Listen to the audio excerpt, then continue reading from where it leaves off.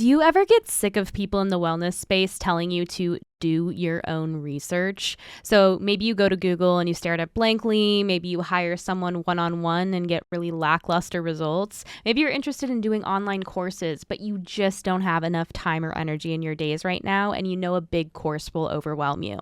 Well, if this is you, I am so excited to announce the launch of my first membership, Nourished Circle. Nourished Circle is simple in structure. I thought about it really intentionally from an overwhelmed, burned out, information overloaded perspective. It is not like all those memberships where you have all these things you're never going to use except for the thing that you actually need. And this is how it's going to work. So once a month, our community will choose a topic for me to deep dive into. Think gut health, skin issues, weight gain, hormones, burnout, minerals, adrenal health, thyroid health, the nervous system. And I will put this into a monthly collection of learning sessions that are about 10 to 20 minutes long. Think mini course or a webinar. It'll be about 2 hours long, where I'll give you the need to know information on these topics with action steps. And this will drop at the beginning of every month, the first week of every month.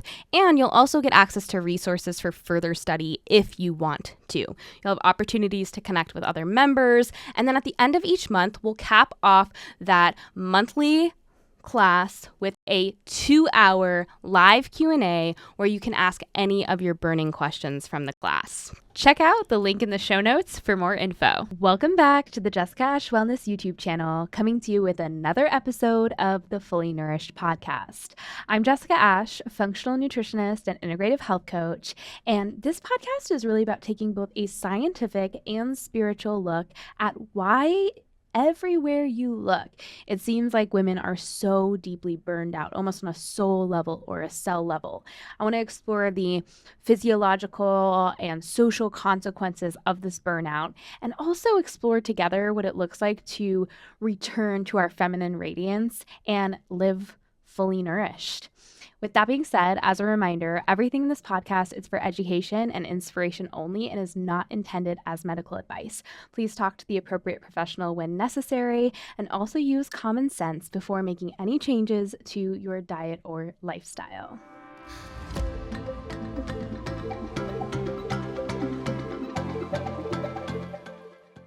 So daylight savings time just happened yesterday, and if you're listening to this on Tuesday, I usually record the week before, so it's a week ago, and I'm sure you're sick of hearing everybody talk about it, but man, is it disorienting. I feel like it's more disorienting than normal this year because I don't know why, except it just feels like my body is freaking out. I told my operations manager the other day that I don't even know what time it is anymore. Time is completely relative. I have been wide awake for like 3 days straight. I'll just lay in bed just with my eyes just open with this internal buzzing. And I mean, I'm sure it's adrenaline or something, but I think it's going to take me a couple weeks to adapt to this. But that's a long way of saying that my days are really confused right now. And I have been putting off this episode a little bit, procrastinating on it. And I see procrastination as a message. You know, I don't like to really even call it procrastination, but usually when I'm procrastinating, it means a couple things. I'm stressed, I'm overwhelmed, and so I'm frozen. Or the work is not yet complete. And that's where, you know, my mentor will always say, you know, you make a move and the universe makes a move. And it's that 50-50 co-creative process where you're waiting for that final piece, that final answer to just pull everything together. And it's not of you. It's not something that you have to go out and seek. It's something that really needs to come to you from, I guess, the ether. I see the creative process kind of like a birth process where you're culminating, it's growing, it's expanding until it's time to give birth to it.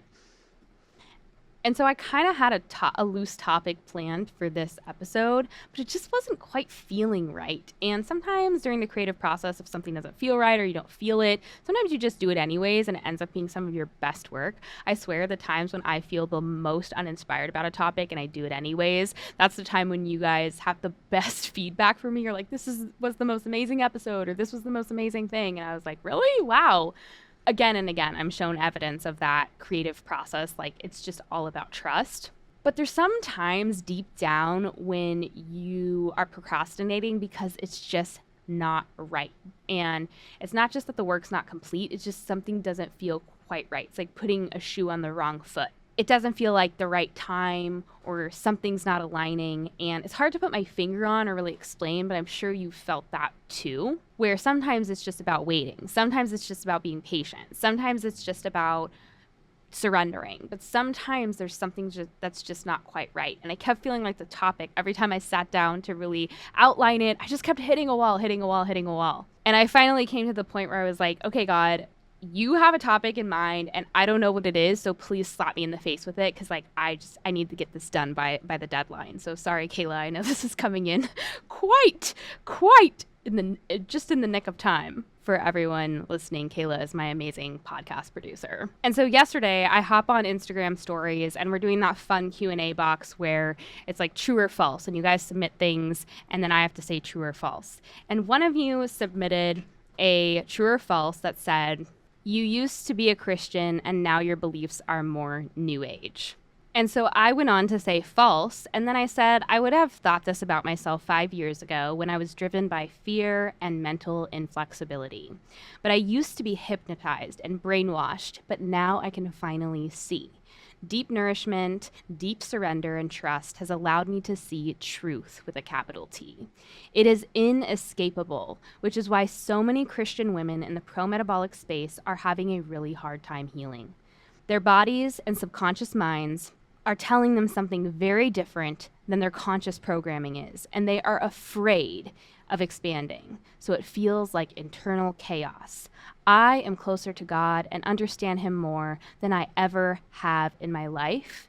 I talk about this more in my podcast. And as a listener, you probably, if you've listened to this whole season, you know that I have woven these themes throughout. But so many of you, an overwhelming response of you said, please, can you share more about your spiritual journey?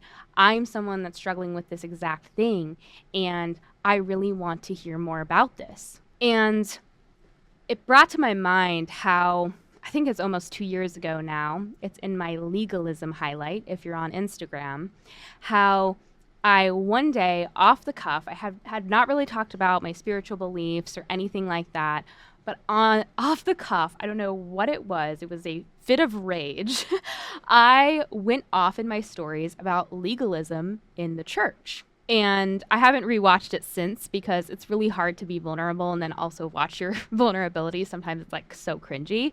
But I went back and reviewed it today because there was never a response on my social media, on my Instagram, quite like when I did that story. That story spread like wildfire. It got tens of thousands of views. Women were sharing it across all platforms, and that was the highest amount of impressions we had ever gotten that day. I think it was over 2 million. And even though I probably wouldn't say things the way that I did back then, I've changed and grown a lot since then, the message still rings true. But because you requested and because I'm here for you, let's dive into this more today. So this episode is going to be kind of about trusting your gut and a little bit more personal about my own spiritual journey coming from a really conservative Christian upbringing and where I've landed now. It won't be everyone's cup of tea. You won't always all agree with me. And there are probably going to be things that really trigger you along the way or really force you to expand your mind and grow a little bit. And that's good. You know, I've never been afraid or shy to trigger people. It doesn't offend me. So many of you have admitted I've triggered you at some point along the way. But I see that as good, right? Like when we look at trigger points as tender spots that we have to work on or wrestle with and sort out, I kind of think about it as like when you're headphones, your corded headphones get tied in a knot. You have to kind of work them out. You can't pull them tighter. You have to kind of gently work out the knots. And so when we get triggered, instead of reacting and shutting something down, that's our fear, right? We really should face it, and we should see why we have a tender point there. Why are we hitting something there? Why is there a wall there? Why is there a block there? Is that block for our own good, or is it something that we created to protect ourselves at one point that really is no longer serving us? It's actually almost acting as a wall to keep us from energetically expanding. And I know some people that wrestle with their faith, like sometimes it's called deconstructing. I've never really thought that term was a great descriptor for what this process was for me. I look at it almost as if you are a puzzle, like the middle of a puzzle, and all of the edges still have puzzle pieces to go. You have like a kind of a small image, and you're kind of stuck there. And as you start to expand your mind and you take God out of a box, you're now able to add more and more puzzle pieces and see more and more of the big picture and learn who God is. And sometimes what you start to recognize is that the God that you put in a box was actually a God of your own making, a altar to yourself, that you were actually worshiping a false idol of your own making, really, of something that your brain created, keeping it small because of your own fear or maybe your own patterns. I think of it as, when you look throughout the Bible, there's so many times where God warns that, I am the one true God and only worship me. Do not worship idols. And yet, again and again, you see people, because of their own patterns that they're stuck in or generational things that have been passed down to them, they run back to their idols. I think of when the Israelites are in the desert and Moses goes up to the mountain to meet God, and he comes back and they're worshiping their golden calf. A lot of us have a golden calf because of our own fear and our own programming and our own brainwashing, and we don't even realize it. And so to me, my spiritual journey is not a deconstruction, it's a shedding of scales from my eyes. I finally was able to enter the temple and worship at the altar of the one true God. And so my experience probably won't resonate with everyone's, and that's cool because it's mine and my experience. I'm really choosing to be vulnerable and share with you today, and if you don't resonate with it or you don't want to hear it, just turn it off. This episode is really for the women who are feeling the same thing deep down that I once did, and they need someone to put a story or words to their feelings, to those kind of deep, dark crevices and shadows that they're really afraid to face. I know better than anyone that dealing with what feels like doubt can be incredibly isolating and can cause a lot of internal conflict and chaos. There's shame there, there's guilt there, there's fear there. And there are a lot of Christian women out there who are terrified because as they've nourished themselves at a cell level, as they've started to restore their metabolisms and their energy has shifted, right? No matter if they believe that this is what has happened or not, doesn't matter. It is what has happened. Their bodies and their subconscious minds, which make up 99% of their brain's activity, right, are actively butting up against their conscious mind, that 1% of them that is programmed to believe a certain way, to think a certain way, to see things from a specific perspective, to repeat the same talking points over and over without thinking about what they're saying on a deep, deep level, to make sure that they really believe those words marrow deep, bone deep. And so a lot of women are wrestling with this, whether they realize it or don't realize it, whether they're conscious of it or not yet. But they are so afraid to expand and to explore the almost taboo, in a sense. They have locked God in a box and therefore locked themselves in a box, and we will explore what this really means soon. So it feels like absolute chaos. Think about trying to fit yourself in a box that you can't fit in. The box wants to explode and you're constantly jamming up against the edges of the box. You feel suffocated and you cannot breathe. And this is because God is inviting you to expand. And you are ignoring the call. You are putting your fingers in your ears and saying, la, la, la, la, la, la, la, can't hear you. This episode is brought to you by Araza Beauty. I love Araza because they make makeup that is actually good for your skin using intentional ingredients. All of their products are free from synthetics, artificial colorants, fragrances, and gluten. Their number one best-selling foundation, the all-in-one coconut cream foundation, is like skincare and makeup wrapped all up into one. It's made with 98% organic skin superfood ingredients like a coconut postbiotic that balances the skin's natural microbiome. It's creamy, it's smooth, it's low PUFA, and it also offers 25 SPF from non-nano zinc oxide, artificial blue light blocking capabilities, and anti-pollution protection. This light to medium coverage makeup offers a glowy and dewy finish, and it doesn't have that skin suffocating feeling that a lot of liquid foundations do. When I need the extra glow or coverage, I will usually use it as the last step in my morning skincare routine. Use code FULLYNOURISHED for 15% off your next purchase at arazabeauty.com. Thank you so much to Araza for sponsoring the podcast. I guess to really understand why I'm so passionate about this topic, I have to go back to the beginning of a little bit more about who I am. So, for those of you that don't know, I was homeschooled my whole life. I only went to first grade, and every other year of my schooling was done at home. My mother was a former public school teacher, and so she was really passionate about education. And so she chose a more classical style of education. For those of you that don't know what this is, it's like really encouraging your children to play musical instruments. So I started playing piano at 6 years old. I took things like Latin in 7th and 8th grade so that I would understand language better. I was encouraged to study apologetics and theology and debate and theory at a young age of 13, 14. And I was able to start college very young at 15, 16. Safe to say, I grew up around a lot of homeschoolers. Actually, all of my friends or most of my friends were homeschoolers. I could probably do a whole episode on homeschooling if you want, at least my experience with homeschooling, things I think I learned in homeschooling that I feel like are life skills that I'm so appreciative of now, because this was not an education of my choice. This was my mom making a lot of sacrifices to make it happen, my father making a lot of sacrifices to make this happen.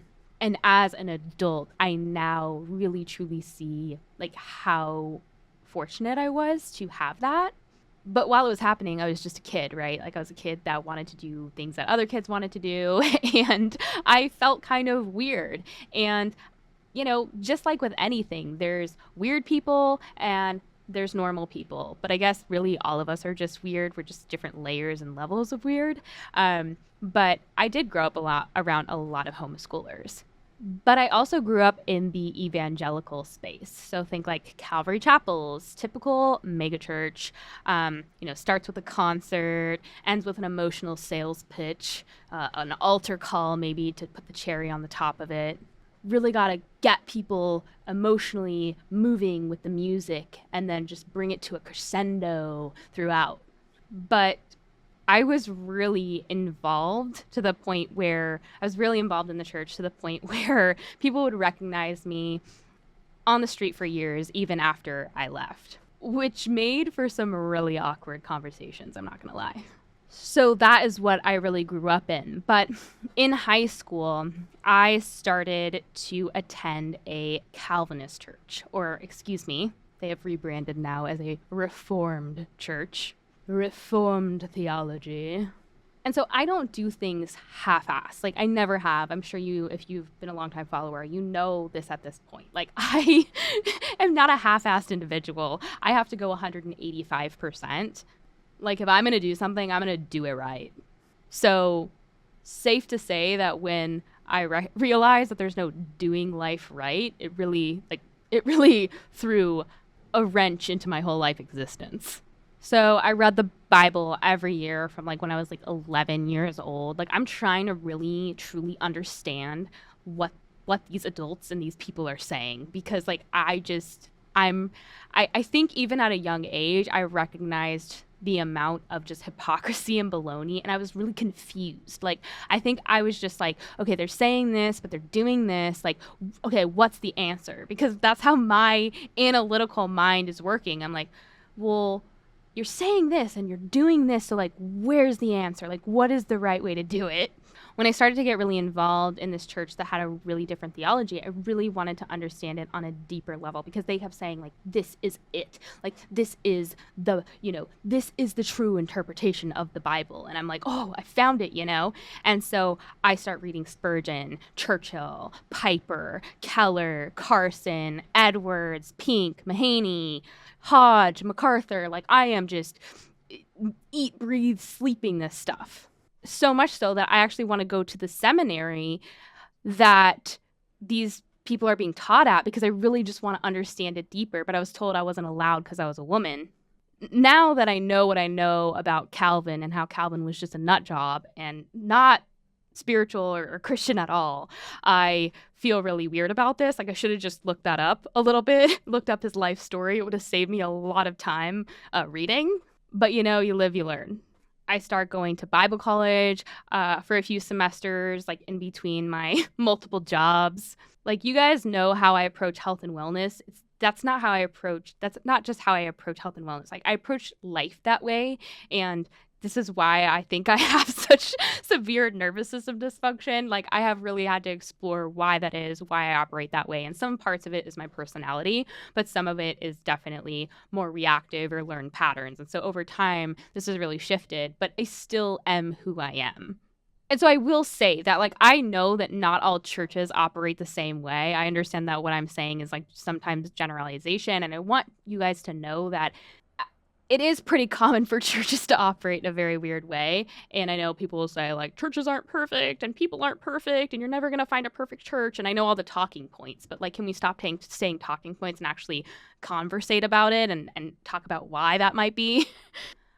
I know that there are churches out there that do, like, feasts and singing and dancing and fun and encourage healthy sex and animal-based traditional foods and operate as a true community that's just there to, like, really do life together and get down into the trenches with each other. But that's, like, not most churches, can we be honest? Most churches don't operate as a true community. But going back to my story, I get really, really involved in this Calvinist church, and I'm embraced with loving arms, aka love bombing, and this kind of all-consuming acceptance, and I put that in quotation marks. But the first red flags, which I now know are red flags, and I think this happens a lot to people because a lot of us don't have examples of good relationships or strong relationships. And so I think a lot of people who grow up in abuse or grow up in emotionally immature families, or maybe grow up in really traumatic environments or have trauma done to them, it can really feel powerful to have a sense of belonging. And predators will always prey on that. They always will. Anyone that has predatory behavior, who is really emotionally unhealthy, is going to attach to that and prey on it. And so over the course of this short time at the church, I had already left my old church because something was not feeling right. It was like trying to put a shoe on my foot. Like every day I would wake up in dread. Every Sunday morning I would wake up with just dread. Like, okay, it's time to go to church, drag myself out of bed. And although I was doing all these activities and I was super involved, like I just felt so empty. I was serving to death. And you see this happen a lot in churches where they encourage you to just serve your body into oblivion instead of taking care of yourself or taking care of your health or mental health or physical health. They don't care. You just serve, you slave. I can see in hindsight now, and most of the stuff is I realize in hindsight. As I was going through it, I didn't realize what was going on. I just was like, I feel so horrible all the time. I'm so burned out. I didn't even know I was burned out. I was just like, I'm so tired. And I would just constantly dread and constantly question everything I did. And so I think when I felt this love and acceptance from this new church, I thought, oh my gosh, finally I found a home. I had this soul deep hunger, and I thought, okay, this is the answer. And I always see parallels between religion and especially Christianity, at least my experiences being really involved in like Christian-y things. There's always so many parallels between the health and wellness space and like dieting culture, like diet culture, and the church. It's like, to me, it's just like almost identical parallel, where we operate at such extremes. We need to we really attach ourselves to our identity. We have to really define things and constantly analyze everything we're doing. And so, of course, I go from a pretty, I guess I would say, pretty casual, evangelical side of things to just straight Reformed theology, this very extreme Calvinist. But you can only be gaslit so many times until you start to feel, you either have to disassociate from your body because your mind is just no, you start questioning what you see. You start questioning your own mind. And that's the most dangerous thing, is when you see evidence right in front of you and you're being trained to ignore it or discount it or even worse, justify it. Or say, I'm just an idiot, or I'm just a sinner, or I'm just this, or I'm just that. Once we start to ignore evidence that is in front of our face that we can see with our eyes, hear with our ears, feel with our guts, and every time we ignore the evidence, we stuff it down. We stuff it down, right? We suck it down. Even if we bring it up and someone tries to gaslight us, over time, you question your own thoughts, your own mind. You don't even know what that is anymore. You lose your intuition completely. And I'm convinced it causes an internal conflict because you deny your body so many times. Your body's trying to tell you, trying to help you, trying to guide you. It's there for you. It's you. That it almost causes this split where you have to disconnect from your feelings. You have to disconnect from your sensitivity. You have to disconnect from your intuition. And you start operating almost as a robot. It's like, yeah, I don't know what I'm thinking. I don't know what I'm saying. Oh yes, I don't know. You just start to, your brain starts to become washed. But if there's one thing about me that you have to know, is I cannot ignore bad behavior. My gut, I can look back now and say my gut has always been strong. I thank my Creator for giving me the body that feels and is sensitive to what's going on around me, even if my mind hasn't caught up yet. I thank God now, because I could go into so many things that happened to me in that short period of time, that few years, but I won't do it for the sake of grace and forgiveness. But over my lifetime, I can say with absolute confidence, with every cell in my being, that Christians and some of the worst things I have ever seen be done to other people or be said to other people have been done by so-called Christians. Some of the worst behavior comes out of the church. The most predatory, disgusting, inhumane, unempathetic, just lacking compassion things come from people who claim to be Christians. And if you're listening and you're like, well, don't air out the church's dirty laundry. If not, what is the point? This stuff needs to be ripped out into the light and aired out and cleaned out and eradicated. Stop rewarding people for saying the right things instead of doing the right things. I mean, as long as it fits in the box, we're good, right? As long as they say their talking points, we're good. And this is why some of these women that DM me will ask stupid questions like, do you believe the gospel? But do you believe the gospel? Are you a Christ-centered Christian? If I told you yes, will you leave me alone? When are we going to acknowledge that we have split our body and soul? What you feel is right and what you're told is right are two completely different things in that world. And it often leads to not only just this internal chaos, but it also leads to people acting very differently when they're in community with each other versus when they're alone. It's like when we speak of love and love being at the center of everything, love being the answer to everything, and, saying things like love your neighbor as you love yourself. But how can we love others if we don't know how to love ourselves? How we love others is a direct reflection of how we view ourselves, how we love ourselves. If the inner judge is strong, then how are we going to love others? We're just going to constantly judge others and think that is love. You literally cannot love others or even comprehend what that even means until you do it to yourself, until you know how to treat yourself with compassion, kindness, selflessness, believing the best, holding space for someone exactly where they're at, or holding space for yourself exactly where they're at. That is true love. I think of the verse, we will be judged according to how we judge others. And I always have thought, this shows us like, oh, I got it now. How I judge others is exactly a reflection of how I see myself. So I'm judging myself constantly, and I'm going to bear the consequences of that action. And I always see woven throughout the whole scripture how we pay for the consequences of our own actions. A lot of people think that God is like this overarching punisher, and he's like, don't do this, do this. If you don't do this, oh, I'm going to whack you. But that's not how he operates. He's just letting us know, like, hey, this is what's best for you. And if you don't follow this, like, well, you're going to have to bear the weight and consequences of that in your own body. But like, you do you, boo. I got you. You're covered in mercy. This episode is brought to you in part by Cosma. It's no secret that I love Cosma's beauty products and the intentions behind them. Not only are the ingredients high quality, nourishing, and chosen carefully, but they're also low PUFA and essential oil free. As we go into the drier months, I cannot live without Cosma's Marshmallow Malva Hydrosol Elixir, which is like a spray-on hydrosol toner. It's so gentle and hydrating to my skin instead of most toners, which tend to dry me out and irritate my skin barrier. If you're interested in checking it out or any of their other products, visit them at cosma.com. That is KOSSMA.com, and use the link in the show notes to get 10% off your order. Thank you so much, Cosma, for sponsoring the podcast.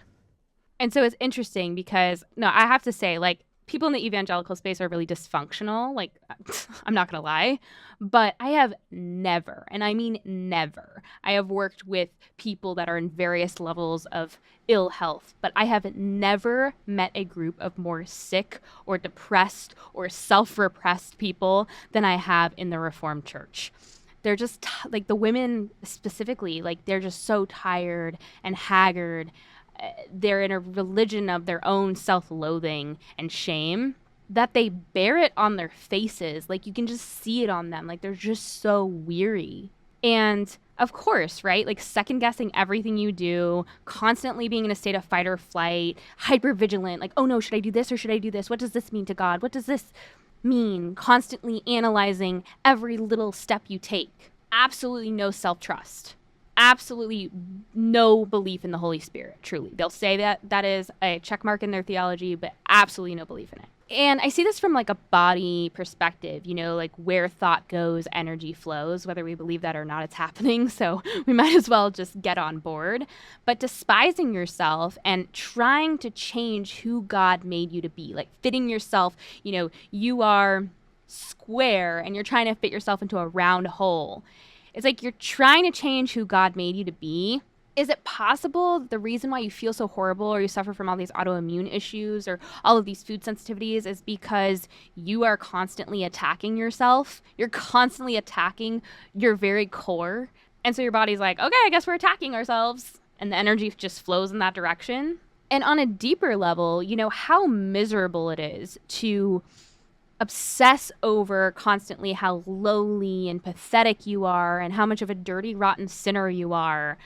It's such a self-centeredness, a miserable self-centeredness, right? And to me, it's spitting in the face of the Creator that made you exactly who you are. It's almost like a form of narcissism because God's like, you're fearfully and wonderfully made. Like, I love you. I created you. You're made in my image. And you're like, I just suck. I'm a miserable schmuck. It's so funny to me because some of the worst things that have been said to me on Instagram, like it's like a running joke now where I'm going to click on their bio and it's definitely going to say either like Christian in the bio, or it's going to say like, they're just going to be like Christian, or it's going to be like sinner saved by grace, or redeemed, or disgusting sinner saved by an even greater savior. And it's just such an ultimate red flag to me, because it's like, why do you have to put Christian in your bio? Like, why can't you just be an incredible person full of vitality and have people just magnetize towards you? And instead, you have to just like shove things down people's throat, or, just for your information, I identify as Christian. And to me, again, this is just a reflection of the behavior. Like, there needs to be some type of justification to the behavior. Deep down, somewhere in their soul, they know their behavior sucks. But I would be an asshole too if I revolved my whole life around suffering. And I was that asshole. Like, I didn't even realize that you could live in any other way, because I was always around people that like reveled in their suffering. Like, it almost made them more holy or important or something. And so there were many series of events that led to me just, it got to a point where I was so shut down. I was dreading going to any type of church events. Sunday mornings were just, I literally would dread going to church all weekend long. And I was also the sickest I ever had been. So this was coinciding with me at my sickest. My gut was in turmoil. It was the height of my digestive issues. My health was falling apart. I had no clue why. And here I am, just like, I think I'm really sick. Like, I finally realized, like, I think I'm really sick. I'm not well. And I physically I was starting to not be able to serve in the church anymore. And I remember this ended up being a really big deal. And multiple things had happened to me. And I just got to a point where I just left. I just ghosted. It was like my body forced me to just leave. And at the time, I didn't know that was what I was doing, right? I was just like, you keep telling me that if I don't keep attending church and I don't keep serving in the church, that, I'm going to fall away or become the prodigal son or lose my connection with Christ. And I just, like, I'm telling you, I am miserable. I am suffering. And I remember the straw that broke the camel's back was when this pastor that I was so close to their family and helped him with everything. He just told me, he's like, well, yeah, like Charles Spurgeon was depressed during his life too. That was just his burden to bear. And it still led him to do really great things. And at that point, I just felt so unseen and so erased that it had been such a death by 1,000 cuts that was just like the final cut. And the rope just broke. And I don't know what happened. It was like all of the years of just erasing myself and faking my way through life and not stepping into who God really made me to be and breaking the chains that hold me back from that being that person. All of the like bringing shit food to potlucks and living the mediocre lives and kind of having this like checked out theology where it's like, I'm just not of this world. Like, I'm already saved. I'm elected. And saying you're led by the Holy Spirit and being the exact opposite. Being around all these just really sick women that are just haggard and sad and miserable in their relationships and their marriages, and settling. All of the discomfort around Christian men that are always leering and always condescending and always talking about women's bodies and sex in such an uncomfortable and inappropriate way. All of this transactional feeling where everything felt like it had to be a transaction. Like, if I do this, I get this. If I do this, I'll get this. If I do this, this is what's going to happen. All of the gaslighting and the manipulation and the shame around our bodies and just purity culture in general. So disgusting. I think I was like a branch that just snapped. And my mentor speaks to me all the time about how emotions are communications about what's going on a deeper level. And rage is our boundaries being violated. And I feel like my explosion of rage was just every boundary I didn't even understand my sense of self, so I didn't even understand boundaries. Every boundary of my sense of self had been violated continuously over and over and over again. And the God within my cells snapped. The energy just pushed into motion, and I blasted out of that box.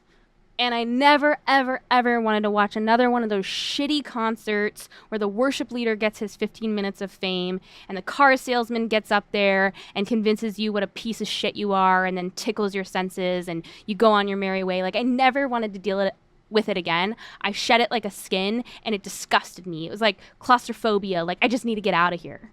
All the gaslighting, the manipulation, the dogmatic thinking, the legalism, like, my body just was like, nope. But I'm going to be honest with you. It didn't feel like that at the time. It felt like chaos. It felt like my world was crashing down around me. And when I left the church, I lost everything. I lost everyone. All of my friends. I lost all of my community. I lost my activities, my hobbies, my whole schedule changed. And then on top of it, it's like waking up from a nightmare. You're shocked, you're dazed, you're confused. You're just like wading through, like, it just feels like there's been some type of chaos, some type of explosion. And then here you're like left just kind of picking up the rubble. It can really feel like your world is crashing down around you. And to me, there's such a parallel here because at this point, it's almost like information overload. Like, you have so much, at least I did, I have so much theology and so many other people's beliefs and so much scripture just like pulsing around in my head. All these talking points that I heard over and over and over again since I was a young girl. That started when I was in Sunday school. It was just like all of this is just like ruminating and ruminating and ruminating. And you're like, oh my gosh, like, this is wow. It's really hard to make sense of. And I'll be honest, the first couple of years was really tough because I wanted nothing to do with anything. I tried to go to church for a couple of times. I tried different churches, and I just found myself just dreading it. Like, every Sunday morning, it took me probably like 2 or 3 years to start feeling okay on weekends. It was like my body was so used to when Friday started, like, start dreading Sunday. It was like this internal countdown. And now I know that my body was bracing to protect itself. It was like, this energy is so horrible. It's taking you, a week to recover from. My body's trying to prepare me for the stress of being in that environment and being in a state of constant hypervigilance. But I have to tell you what, the minute that I allowed myself to just say, you know what, you don't have to go to church if you don't want to. The amount of relief I felt. And I finally stopped feeling guilty about it. And I can't remember at what point I did that, but I started doing something I really looked forward to on Sunday mornings. I would like take myself out to breakfast, take myself out to coffee. It was just like so incredibly peaceful to be like, everybody's at church right now. And I am here just like in peace, just sitting here and eating and enjoying my breakfast. And I'm sad to say that there was still a part of me that really felt ashamed and guilty for doing that. That a part of me worried for my soul. Like, I was going to be eternally damned for eating breakfast at a restaurant on a Sunday morning instead of being at church. And even though the Christian talking points are that, you don't need a church to worship God, you don't need to go to church on Sundays to be a Christian, they don't really believe that, let's be honest. There's such judgment there from most, pious Christians, I guess we could say. We can call them the pious Pharisees. And in hindsight, I can look back now and realize I was in such a severe state of nervous system dysregulation. Like, it was an abusive relationship. I had an abusive relationship with people in church my whole life. I had been bopped around emotionally and spiritually. To me, it's almost like the military mentality where it's like you break people down and you build them back up in your image or what you need them to be. It's like when people are so fearful, they will accept almost any message that promises them to be out of that state. And it's almost like they lose their sensibilities or their senses, like they lose common sense. And it really starts to shift your perspective and then your reality. And because energy, your thoughts shift energy and energy shifts reality, you really are creating a new reality for yourself. But no matter how hurt I was, how angry, how bitter, how exhausted, how burned out.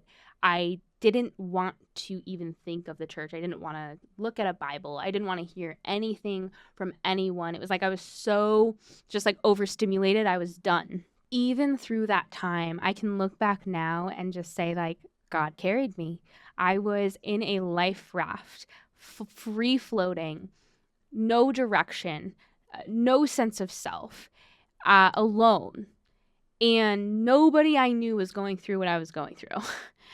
And still, God was there in the trenches, in my very cells themselves, just sitting there with me in my humanity. He was not threatened by my rage. He was not threatened by my anger. He was not threatened by my bitterness. He was not threatened by my hurt, my pain, my tears, my tantrums.